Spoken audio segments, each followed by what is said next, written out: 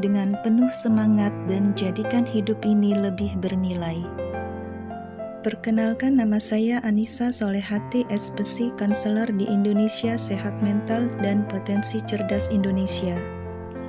Pembahasan kali ini mengenai gangguan disosiatif. Apakah gangguan disosiatif itu?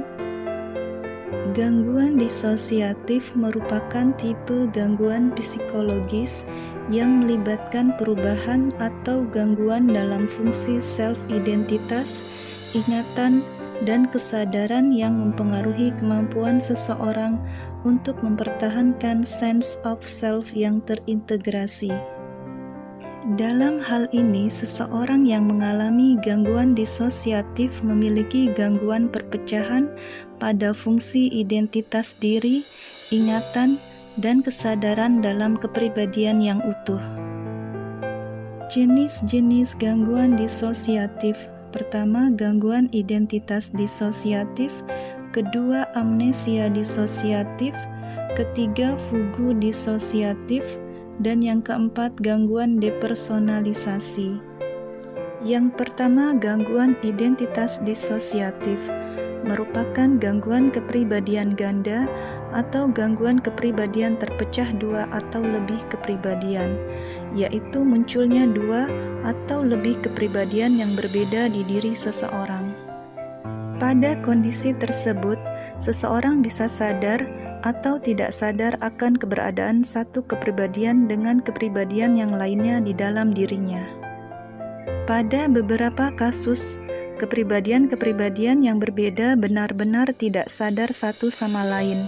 Terkadang, dua kepribadian bersaing untuk mendapatkan kontrol terhadap diri orang tersebut.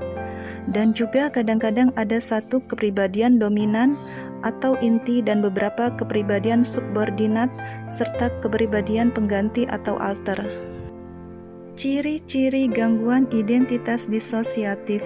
Pertama, memiliki sedikitnya dua kepribadian yang berbeda dalam diri seseorang, di mana masing-masing kepribadian memiliki pola menetap dan cara berbeda dalam mempersepsikan, memikirkan, dan berhubungan dengan lingkungan serta dirinya. Yang kedua, dua atau lebih dari kepribadian ini secara berulang mengambil kontrol penuh atas perilaku individu tersebut. Yang ketiga, adanya kegagalan untuk mengingat kembali informasi pribadi penting. Dan yang keempat, gangguan ini bukan disebabkan karena efek zat psikoaktif atau kondisi medis umum. Menurut Spanos, tahun 1985 mengatakan bahwa pada kepribadian ganda banyak reinforcement yang bersatu untuk mendorong tampilnya peran satu kepribadian ganda, seperti mendapat perhatian dari orang lain dan menghindari tanggung jawab untuk perilaku yang tidak dapat diterima.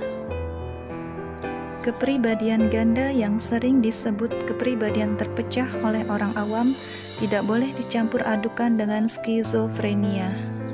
Pada orang dengan kepribadian ganda, kepribadiannya seperti terbagi ke dalam dua atau lebih kepribadian, namun masing-masing biasanya menunjukkan fungsi yang lebih terintegrasi pada tingkat kognitif, afektif, dan perilaku. Sedangkan orang yang mengalami gangguan kepribadian skizofrenia tidak adanya keserasian antara pikiran dengan emosi atau persepsi dan juga realitas yang terjadi. Biasanya dihubungkan dengan gejala halusinasi atau delusi. Yang kedua, amnesia disosiatif merupakan ketidakmampuan menyebutkan kembali informasi pribadi yang penting dan biasanya melibatkan pengalaman yang traumatis atau penuh tekanan. Gangguan amnesia disosiatif bukanlah merupakan gejala lupa biasa, bukan juga karena kerusakan otak, bukan juga karena efek dari obat-obatan atau alkohol, dan bukan pula bentuk progresif dari hendaya ingatan seperti demensia atau penyakit Alzheimer. Gangguan ingatan pada amnesia disosiatif dapat terjadi secara bertahap, tetapi seringkali muncul secara tiba-tiba atau spontan. Orang dengan amnesia disosiatif biasanya lupa pada peristiwa atau periode kehidupan yang traumatis, yang membangkitkan emosi negatif yang kuat seperti ketakutan atau rasa bersalah.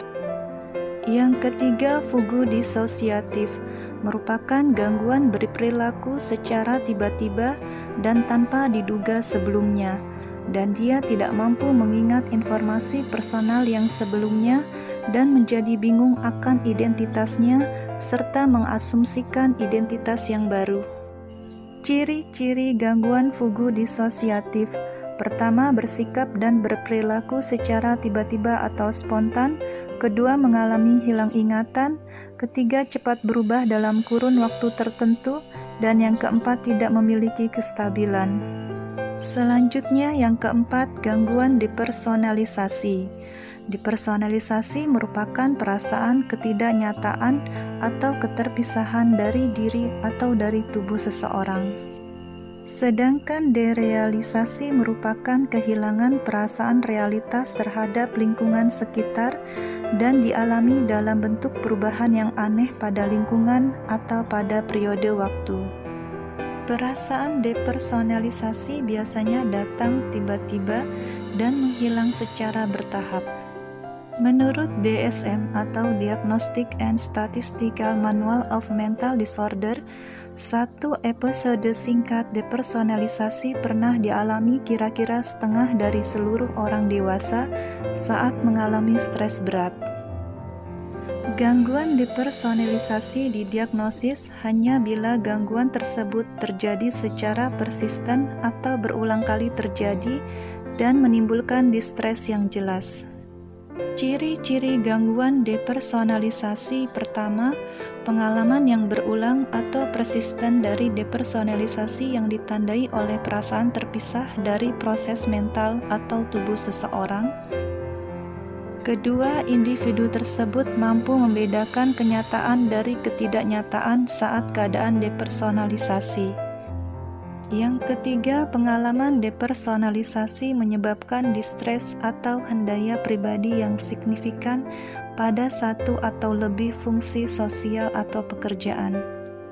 Dan yang keempat, pengalaman depersonalisasi bukanlah efek langsung dari obat-obatan, alkohol, atau kondisi medis.